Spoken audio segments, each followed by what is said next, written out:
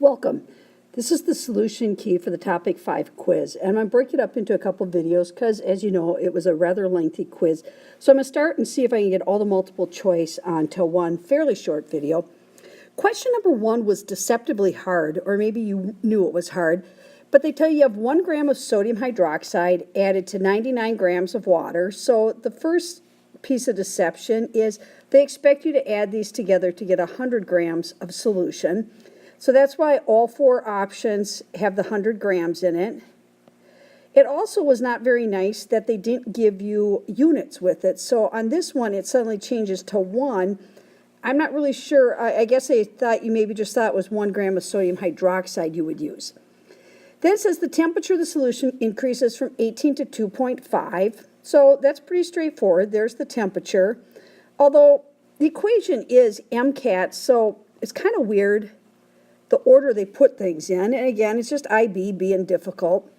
The 4.18 makes sense because you're going to use the C value for water.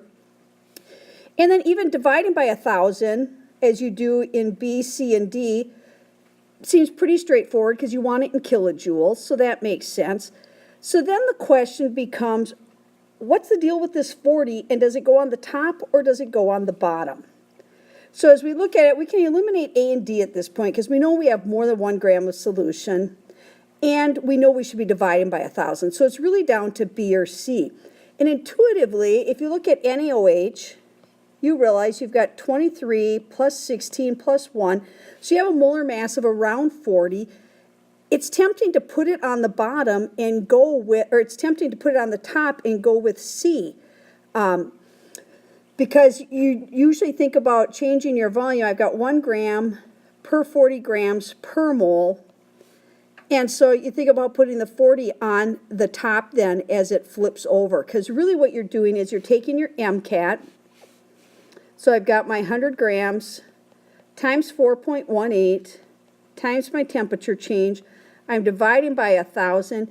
And then I'm also dividing by this 1 over 40 to change my grams into moles. And 1 over 40 flips to the top, and so C is your best solution. Number 2 wants to know which of the following reactions are exothermic. 2 and 3 are both asking about exothermic. So remember, exothermic is when they release energy. So whatever you're going from and to is becoming more stable and requiring less energy, so the extra energy is being given off. So when we look at number 2, the first one is a combustion equation. Combustion equations are always exothermic, so number 1 is definitely exothermic. Number 2, NaOH plus HCl, that's a neutralization equation, and those are almost always exothermic as you neutralize it into the more stable water and salt.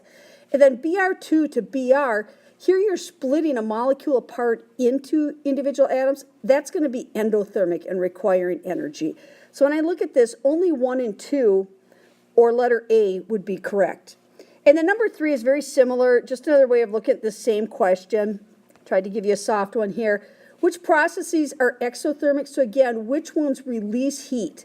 Ice melting. No, that's absorbing heat. That one definitely isn't. Neutralization and combustion, those were both exothermic above and continue to be exothermic. Combustion and neutralization, always exothermic. So letter C is your best choice. And then scrolling down, oops, let me grab it here. Number 4, which statement about bonding is correct? Bond breaking is endothermic and requires energy. Go back to your little graph here. Reactants, products. This is the bond breaking side, so that's the endothermic side. This is the bond making side, or the exothermic side. So bond breaking is endothermic and requires energy. That's true. If we just double check why the others are false, bond breaking is endothermic, releases. No. Bond making is exothermic and requires.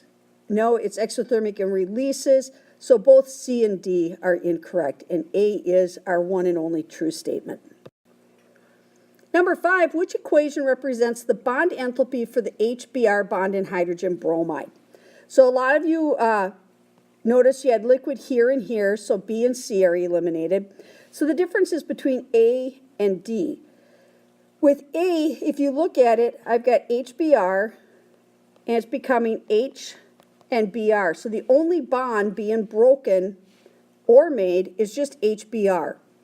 Whereas with D, I've got HBr, I've got H, and then I have half of a Br-Br bond. So this would not be correct. Only A would be a correct representation for it. Now 6 is a little bit different because in the case of 6, which process represents the CCl bond in tetrachloromethane? So again, I've got a liquid here and here, so I can eliminate C and D. A, I've got CCl4, actually this is true for A and B, so I've got 4 of these bonds, and if I make C plus 4Cl, this delta H would have to be divided by 4 to find out how much it is for just one bond, because since I broke all 4 off. So in this case, B is actually the correct answer because the net difference when you go from CCl4 to CCl3 with the one chlorine broken off, that's the difference of just one bond. So B would be the correct answer for number 6. Number 7 says, consider the 2 reactions involving iron and oxygen. What is the enthalpy change in kilojoules for the reaction below? So if I look 4FeO, that's coming from here, but it means I'm going to have to flip this equation and I'm going to have to double it. So this is actually going to be positive 544 times 2 to get the correct amount of reactant I need. And then the 2FeO2O3, that's correct as written, so my minus 1648. So the one that expresses this correctly would be A, negative 1648 minus 2 times negative 544.